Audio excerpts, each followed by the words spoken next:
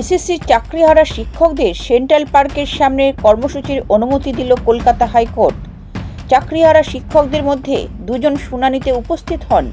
তাদের উদ্দেশ্যে বিচারপতি ঘোষের মন্তব্য, আপনাদের কর্মসূচির ফলে সাধারণ মানুষের অসুবিধা হচ্ছে, রাস্তার উল্টো দিকে সেন্ট্রাল পার্কে করুন। আপনাদের কর্মসূচি নিয়ে আমার কোনো বক্তব্য নেই। সাধারণ মানুষের জন্য আমাদের চিন্তা। 15-16 দিন ধরে করছেন তো করে যান। বিচারপতি ঘোষ নির্দেশ দেন, একসঙ্গে 200 লোক নিয়ে কর্মসূচি করা যাবে। একই সঙ্গে আদালত রাজ্যকে খাওয়ার জল, শৌচালয় থেকে শুরু করে প্রয়োজনীয় সব বন্দোবস্ত করার নির্দেশ দেয়। অন্যদিকে আদালত জানিয়েছে, যাদের বিরুদ্ধে মামলা দায়ের হয়েছে তাদের বিরুদ্ধে কোনো কড়া পদক্ষেপ করতে পারবে না পুলিশ।